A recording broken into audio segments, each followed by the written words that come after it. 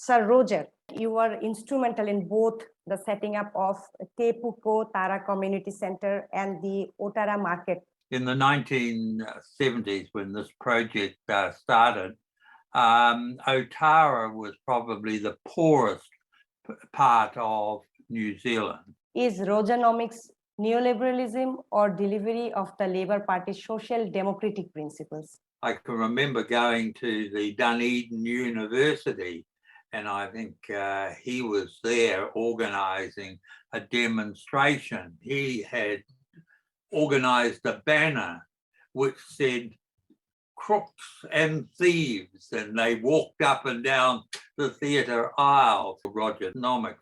It's all about creating an environment where people can thrive and grow.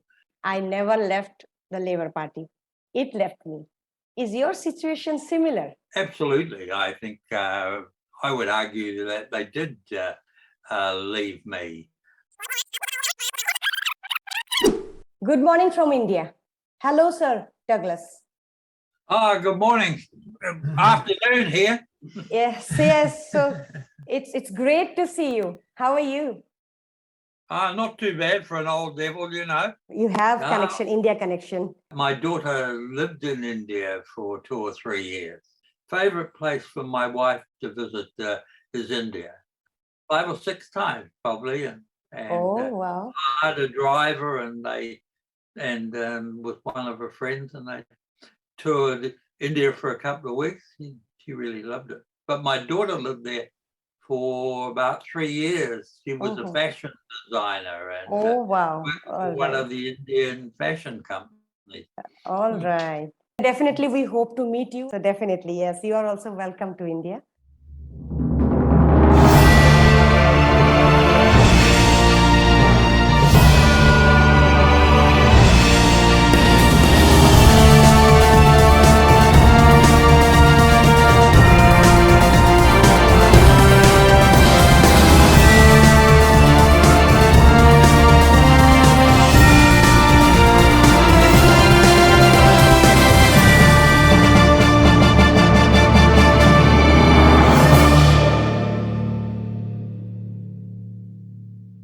Hello and welcome to WGF iTalks. Today, I am in talk with Sir Roger Douglas from New Zealand. He is the former Finance Minister of New Zealand and no doubt a living legend. He restructured New Zealand's economy in 1980s. His economic policy is worldwide renowned as rogenomics. During this interview, I would cover all aspects and contributions of his political life. Throughout his life, he remained a dedicated economist, a politician, and a minister who consistently made efforts towards creating a better New Zealand and consequentially a better world. Sir Roger, we will cruise through our conversation with a session of questions and answers. My job would be to collect various colors and shades from your life in the form of known and unknown facts and insights, and your personal recollections and observations during your various stages of life. Then, with the help of these colors, I will paint a beautiful portrait of yours for our viewers. Before I would start with our session of questions and answers, Mr. Adam Greenwell, my dear friend and World Growth Forum's advisor in New Zealand, would introduce Sir Roger for this special WGF iTalks with Sir Roger Douglas. At this moment, I would also like to thank another friend of ours, Miss Alicia Thompson. Alicia has been ever helpful and supportive of Adam Greenwell's efforts in the planning and execution of this special WGF iTalks with Sir Roger Douglas. Alicia has been consistently mentioned for her help and support by Adam in his Auckland Walking series every month in World Growth Forums magazine. Let's move on to Adam's introduction for Sir Roger Douglas. Over to you, Adam. Warm greetings from New Zealand. I'm Adam Greenwell, New Zealand advisor to the prestigious and illustrious World Growth Forums magazine and multimedia platform.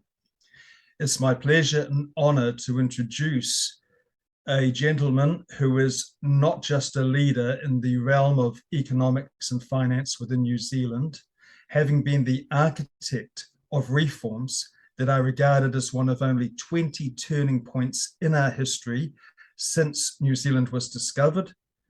But Sir Roger Douglas is also regarded as a world leader in economic management, public policy management, and as the author of the most successful economic reforms of the 20th century. However, as many people will tell you in New Zealand, and Sir Roger Douglas will tell you himself, these reforms and these initiatives did not come without sacrifice or cost.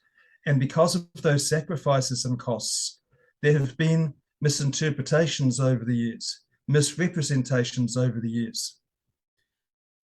Madam Hasina Parvin, the editor-in-chief, and I have allowed Sir Roger Douglas an enormous global platform to tell the definitive story himself of his legacy, in addition to my own writings as the result of a meeting with Sir Roger Douglas in Auckland, and the feature article in the World Growth Forums magazine, the cover story. Sir Roger Douglas has always been about assisting the poor.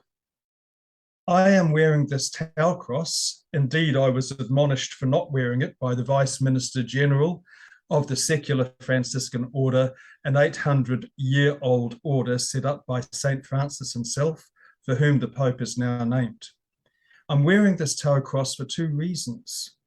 The first is that Pope Francis declared to the youth of the world that we should take a preferential option for the poor and look at the concept of sustainability in broader terms. The second reason is that 800 years of membership of the Secular Franciscan over time means reporting to the Vatican directly rather than to our respective archdioceses and dioceses within the Catholic Church. That means that this interview is going to the higher echelons of the Vatican, of the Catholic Church, to all leaders within the Catholic Church, and also to the Secular Franciscan Order itself, 1 million people around the world, one of the largest lay orders within the Church. And in addition to that, the Pope has started an initiative called the Economy of St. Francis.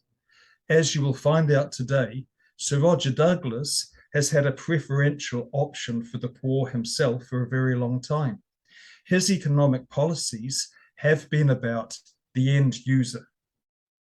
Because of that, he's been misinterpreted as taking a preferential option for the rich, because many wealthy people, and indeed opposing political forces, have praised him as our best ever finance minister.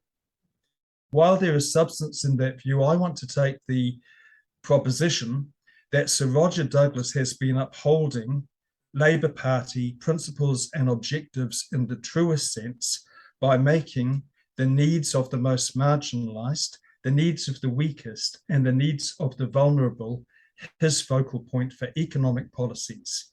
He has come from Labour Party stock. He was a third-generation Labour Party MP, and indeed his forefathers were involved in the creation of New Zealand's welfare state. So without further ado, let the man himself speak. Peace and blessings to everyone concerned.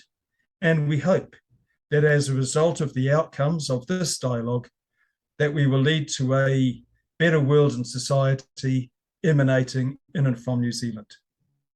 Best wishes. Thank you very much, Adam, for the wonderful and very impactful introduction. You are the perfect person to introduce Sir Roger for WGF iTalks with Sir Roger Douglas. We also appreciate your involvement and efforts towards a better society and a better world, individually and organizationally through World Growth Forums. Sir Roger, please allow me to carry on our conversation. I would now like to ask you the first question, please. Sir Roger, it is not as widely known that you were instrumental in both the setting up of Te Puko Tara Community Center and the Otara market as a local MP in the early to mid 1970s. It could be argued that your vision for New Zealand's prosperity is an extension of that experience.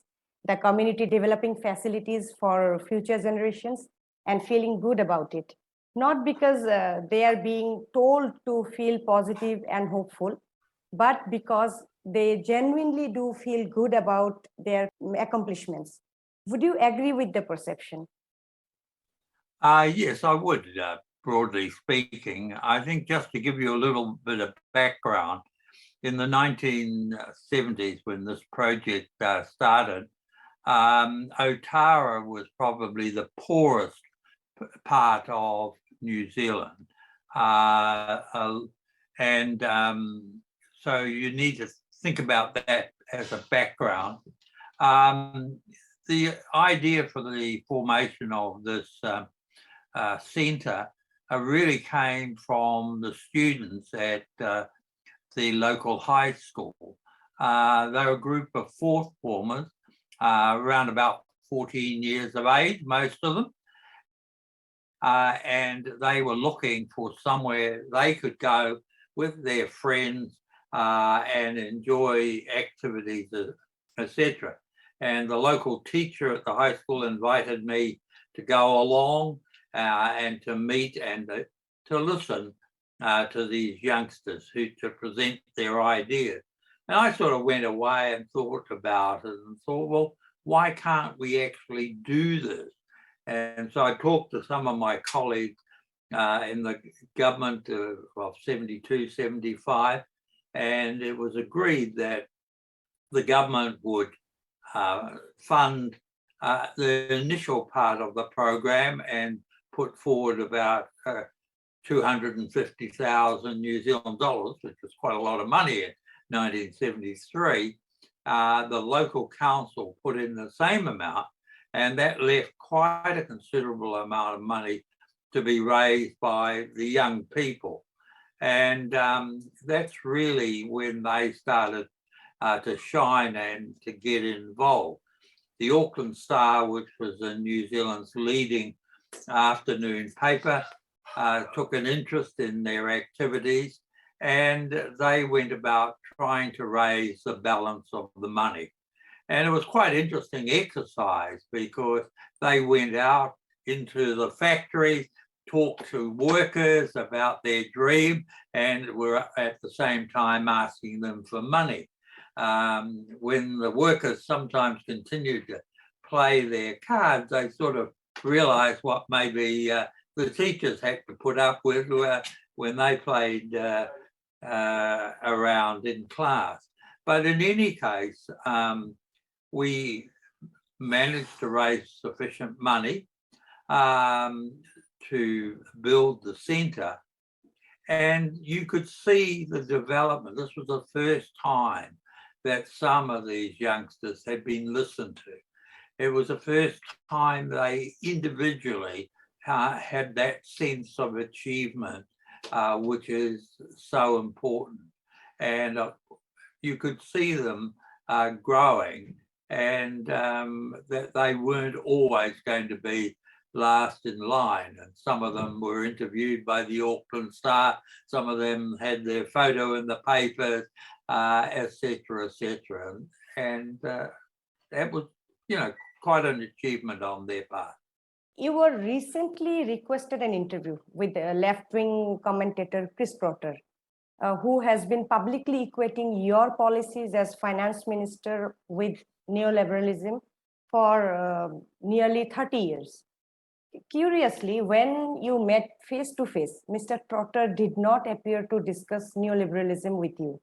Neoliberalism posits that people are basically driven by self-interest and that altruism should be restricted to loving those closest to us and not wasting our affections.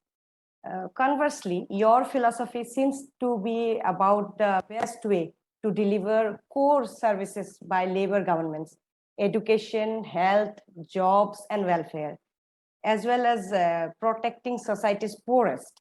Is rogenomics neoliberalism or delivery of the Labour Party's social democratic principles?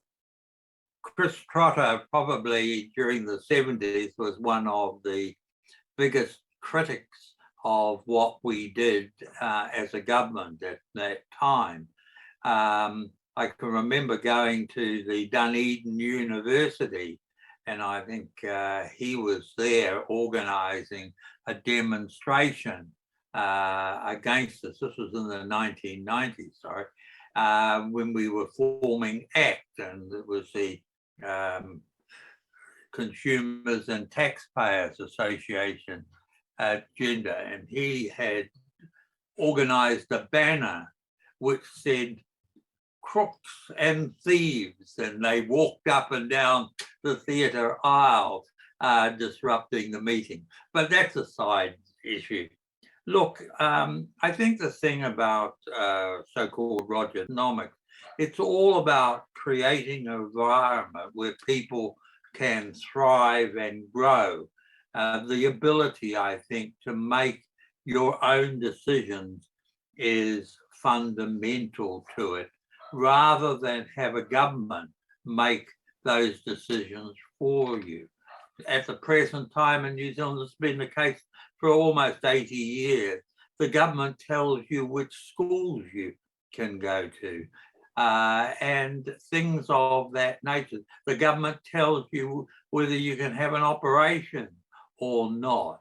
And rogenomics, if you like, is all about creating an environment where people are able to get these services or purchase these services from the money they've been able to save. In other words, what one does, reduce the taxes and leave it with people so they can do their own thing.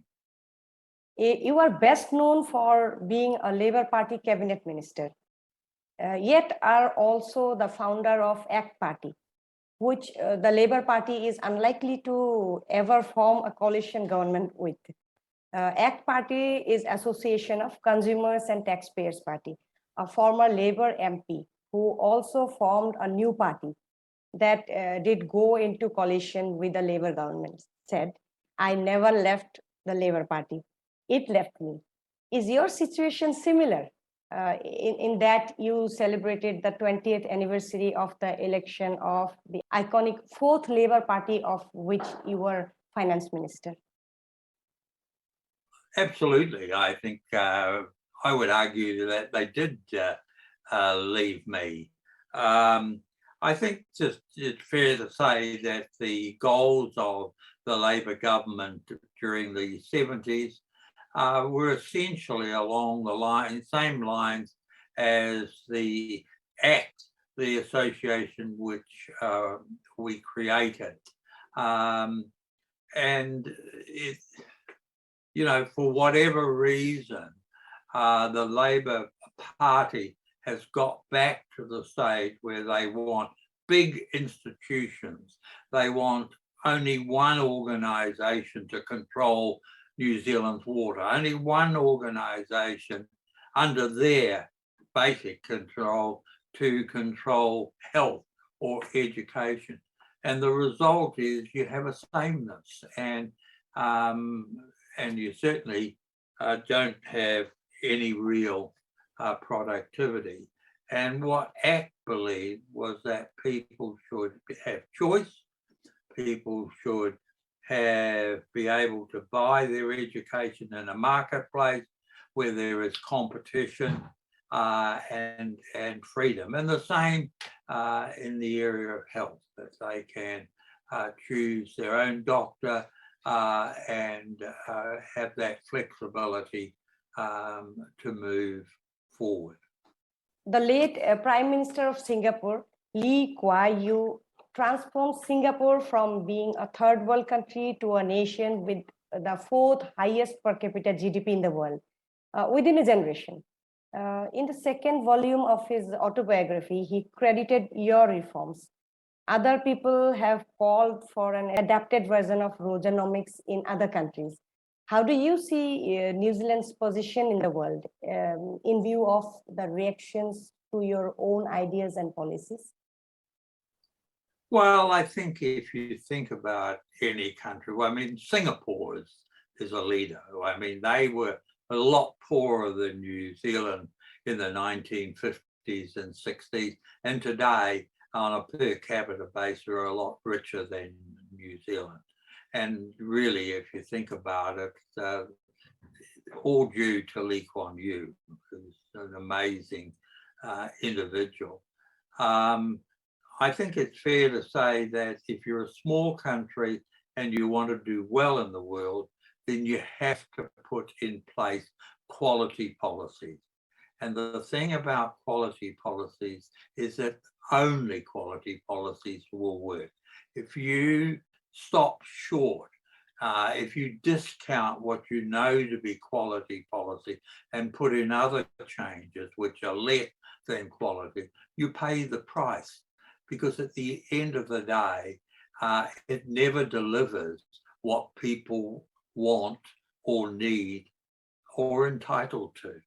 And I think, particularly in the welfare area, New Zealand fell short. We did a lot of reform in the economic and financial areas, and I'm proud of that.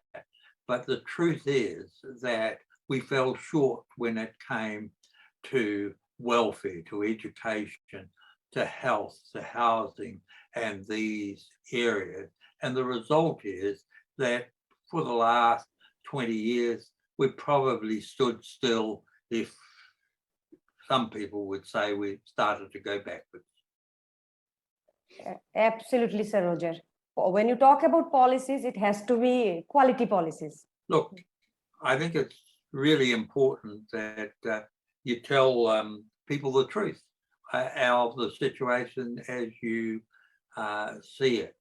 The trouble is that we have politicians throughout the world who tell people, who do polling, and they find out what people are thinking, and then they feed it back to them and promise them things that really are not going to fix the problem, but might make a short-term impact on them, and they might get their vote. Right, right. The truth, telling people the truth is pretty important. Absolutely. Now, in April 2020, you co-authored In a New World, New Thinking is Required. Why the prioritization of resources is crucial to New Zealand's economic recovery in the wake of COVID-19, with Professor Robert McCulloch. The paper calls for the assistance of those most in need, the elimination of privilege, and the ending of waste. Would you say that that's a stance that you have always held before you came to prominence? Absolutely. People used to say to me or ask questions around, not just in New Zealand, but sometimes around the world, how could you do X, Y, and Z? You're supposed to be a Labor government, a socialist Labor government. And I said, look, it's easy. All we did as a Labor government was to eliminate privilege. And how can you be opposed to the elimination of privilege? If you are, it really means that you're supporting that privilege. And in many cases, if you look at issues in whatever country you like, the essence of reform in the country is the elimination of the privileges that exist, because that gives you the resources that you need to help those who fundamentally need that help. So, yes, I'm all for the elimination of privilege. We did it in the 70s. In the 2020, right now, we need to eliminate privileges that exist in the social welfare area. If we did this, New Zealand would stride ahead again as we did in the 90s. Wow, amazing. Yeah. I read with interest that you are seen as the author of the most successful economic reform of the 20th century by the Liberal Institute, a Czech think tank co-founded by the late Thomas Zizek. That is quite the accolade in a country where politicians experience Nazism and communism firsthand. What is your takeaway for New Zealand and beyond from your meeting with the Liberal Institute in 1998? Well, I think I'd probably go back to, in part, an answer I've already given you. Only quality policies actually work. And I think that right from the start, day one, we decided that we would do what we believed was right. And quite often people know what is right. It's just that they're not brave enough to do it. And when you think about it, it possibly come to another question, but you've got to ask yourself, why am I in politics? Am I really in politics to make me feel good and proud and I'm somebody, or are you there to actually help people? And if you're actually there to help people, you have to start to tell them about the truth of the situation that the country faces and stop telling them what they want to hear. Because quite often they might want to hear something, but it's not going to help them. The only thing that will help them is to do what is needed. Right.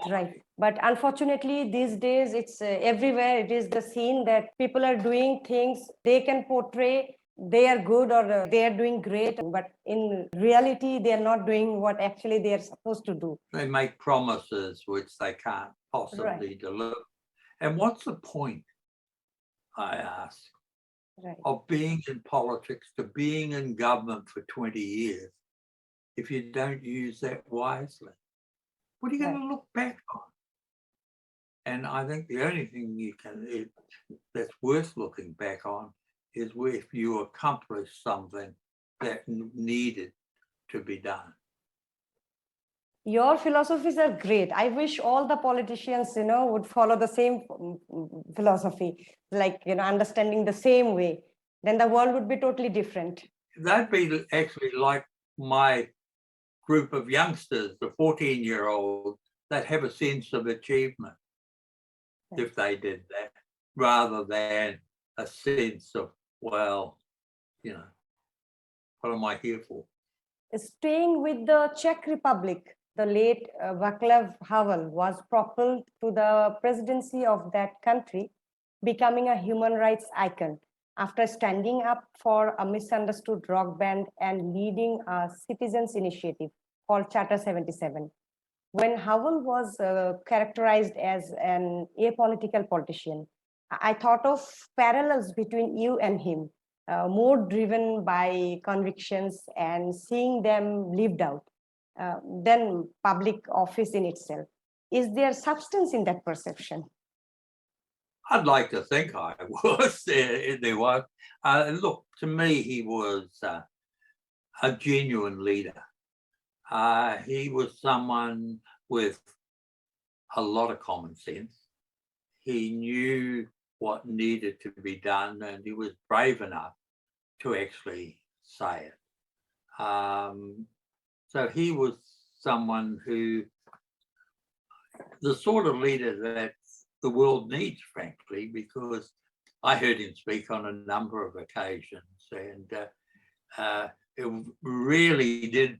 I don't think I disagreed with him. I might have placed an emphasis sometimes in a slightly different area, but then he would have done that to me as well. But no, he was a great leader, and it's a pity that we don't have more politicians like him, frankly. Most countries in the world would do better with long-lasting structural reforms, with periodical revisions. However, politicians and ministers worldwide tend to prefer stability of government and status quo of political power over permanent well-being of citizens and development of nations. What are any government's moral responsibilities towards structural reforms, especially if they are long pending and require immediate action? What should the citizens do if they understand that structural reforms are being denied to them only because of lack of political will? Well, I should vote them out, shouldn't they? Unfortunately, if you look on a worldwide basis, we have this in New Zealand. The vast majority of politicians want to make people dependent upon them. And so they introduce policies which mean that a lot of people have to rely on those policies which the government is delivering to live, rather than give the money or the resources to people so they can do it for themselves. The government wants to deliver it because it's dependent. It makes people dependent upon them. And what the politicians know, if a person is dependent upon them for their food or whatever, then they're more likely to vote for them. And it's a terrible thing. I don't know of anything you can do to another human being that's worse than making them dependent on you. And to me, it's disgraceful. But that is what is happening these days. People do really need to understand, as you said, the quality policies, and they really need to implement them in the right way. Well, you want to, at the moment in New Zealand, just education. They say it's free, but people pay taxes and the government decides which schools you go. They say healthcare is free, but the truth is that the government decides whether you whether you'll get an operation or not. Now, why don't we take that money, give it to people, and allow them to buy their own education or buy their healthcare if from whatever provider they believe is best for them? We can do that. We've got the money. It's just that the government wants to hold on to it, and the government wants to make people dependent on them. And why do they do that? Power. They do it in one word, so they have the power, and people have to vote for them to get a continuation of a service that they should, if they didn't have to pay such high taxes, they'd be able to do for themselves. So well said that the government wants people to be dependent. That is the reason. It's about dependency. Right. Disgraceful. Right. Thank you very much for your answer. Pleasure. You are the Minister of Finance in the 4th Labour government in New Zealand from 1984 to 1989. Mr. David Russell Longy was the Prime Minister. You had 2 senior ministers as Associate Finance Ministers, Mr. David Kegel, who was also Minister of Trade and Industry, and Mr. Richard Prebble, who was also Minister of Transport.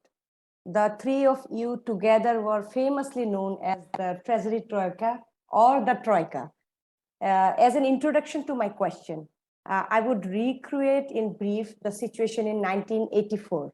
First, there was 20% devaluation of the New Zealand dollar. Then the announcement of snap reductions anticipated further substantial devaluation. It was a time of unsettled political climate and currency crisis. The government of Mr. David Russell Longy badly needed to fall back on an economic philosophy, and it was only you who had thought through the economic issues and had solutions, guts, and the stamina to act, and not only recover from the crisis, but also to change the destiny of New Zealand for good and inspire the world. Please share some incidents of challenges and triumphs when you were the Minister of Finance. I think the most important thing we did as a cabinet was to decide that we would do what we believed was right for New Zealand. And we would let the chips fall. We believed that deep down, or I did at least, that we could not win unless we were prepared to lose. So we wouldn't necessarily play it play it safe. And so we acted in that regard. I think, we had two historians in our cabinet, and they weren't sure that with the policies we were going to implement, we could win at the next election. It proved that that wasn't right. But I think the point I'm making, that even though a couple of our learned gentlemen with the benefit of history on their side said it was unlikely we could win, we were prepared to do what we thought was right in order to win. So that's essentially how we went about it. And I think it gives you a lot of freedom. Once you've decided that you're prepared to do what's right, even if it costs you the government, then you can make decisions that you wouldn't possibly otherwise make. If you've got foremost in your mind the issue, how will this impact my popularity, then forget it. You're probably not going to do very much and you'll lose anyway. What we did what we believed was right and put ourselves in the hands of the public, the voter, and their judgment. And fortunately, deep down, they knew that what we were doing was for the good of the country, and therefore were prepared to go along with it. And that's why we won as so well in 1987. That was quite bold of decisions you guys took. I could tell a couple of stories, but deep down, that is a really important decision to say, as a group of people, we're going to do what we believe is right. Not necessarily what is popular, but what we know is good for the country. Absolutely. Very few people think And that it gives way. you a lot of freedom too. Right. On 18th February 2011, you announced that you would retire at the end of the 49th New Zealand Parliament. Subsequently, on 29th September 2011, you delivered your valedictory speech in Parliament. You're 84 years old now. You have lived an active life of nation building, where people of New Zealand and in other countries look up to you and wish they had the same courage, vision, and doggedness with which you lived your life. When you look back, how do you see Sir Roger Douglas? I think I was lucky. If I had an ability, it was to get good people around me. I never wanted to know what people's politics were. It didn't matter to me. All I was interested in the people who worked for me or and supported me was could they do the job?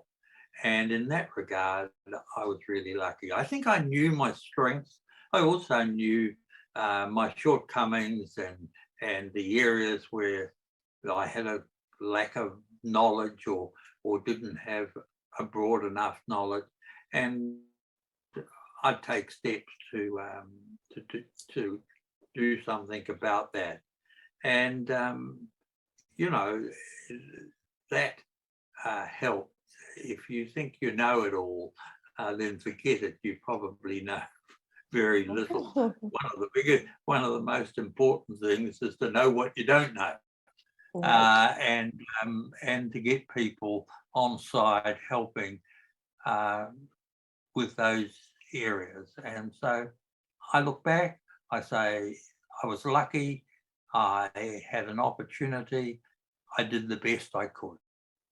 What more can you do? Amazing. Well, vote in politicians who stop thinking only of themselves and think of the people they're there to serve. Well, I mean, I'm proud of some of the things we achieved. I think certainly in some areas of government, we took the tough decisions and the outcomes for people were good. Great, great. Today, the economy of New Zealand is a highly developed free market economy. It is the 50th largest national economy in the world when measured by nominal gross domestic product, GDP, and the 63rd largest in the world when measured by purchasing power parity, PPP. You gave a new direction to the economy of New Zealand during your financial leadership. At the end of 1983, you had prepared a caucus paper called the Economic Policy Package, which called for a market-led restructuring of the economy. You not only offered a steely backbone to the economy of New Zealand at the time of crisis, but also created a foundation which helped New Zealand grow consistently to become a formidable economic power. How do you see New Zealand doing in the future, in the next decade or two? Well, it's an open question. I think New Zealand faces some very difficult decisions in the area of welfare, in particular in areas of pensions and in healthcare, and I must say housing probably as well. But the problem for us is that we have an aging population. So the cost of providing for those New Zealanders who are retired, old like me, is growing rapidly. And we haven't provided for that. And the pay-as-you-go system that we have in New Zealand to look after welfare just won't cope. And if we stay on the same trend on the current course, we could well go broke. But if we change, we could lead the world. And I'm hoping to publish a book early in the new year saying to New Zealanders, this is what we should be doing in the welfare area. Lovely. Lovely. All the best for the book. I mean, I just got to know, but yeah, it's processing. I'll send you a copy. Oh, definitely. We'll be honored. Thank you so much. We'll be honored. And yeah, and definitely we would be sending our magazine to you, World Good Forums magazine to you. Last but not the least, please share your advice or message for the finance ministers of other countries as a man of wisdom who has seen, understood, and done almost everything. Please also share a message for the youth and people who aspire to lead the world in the future, who might pick threads of inspiration from your life story and weave their own success stories later in their lives.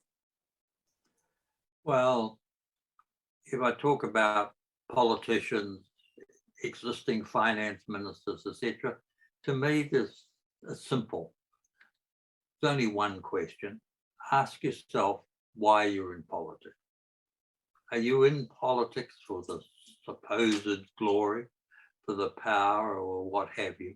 If you are, you're basically wasting your time. Or are you there to do something in the interest of the country? If that's what you're about, get on with it and good luck. How wonderful. You keep all kinds of novel thoughts. For young people, well, I'm not sure I'd necessarily recommend to people that they get into politics, but if you're going in, go in with the intention to do what you know is right. And too many people go in with only one objective. Well, obviously you've got to get elected, but it's all about power. And in the end of the day, I think it was Thomas Sowell who said, if you want to help people, tell them the truth. If you want to help yourself, then tell them what they want to hear. Well, he didn't actually recommend that, but he said that's what too many people do. Tell them if you want to help the country and the people, tell them the truth. If you want to help yourself, then you tell them what they Oh, want to hear. And it lovely. seemed to me to sum up politicians, not too bad. Really great advice. Really great advice. Thank you so much. People would really take inspiration from your sayings and advice. Sir Roger, it was an honor talking to you. I had a great experience talking to you. What you have shared during your conversation is a gem for the entire world. All of us here at World Growth Forum's team wish you the best in life. We look forward to a great association with you in future through our various platforms, through our magazines, our video interviews, and we also hold World Growth Forums, global business and investment forums. Definitely, we would invite you, personally to come over there and definitely to meet you. So we look forward to a greater association with you. Thank you very much for talking to World Growth Forums. Well, thank you very much and all the best. Thank you, Sir Roger. Thank you. Have a nice Thank day. you.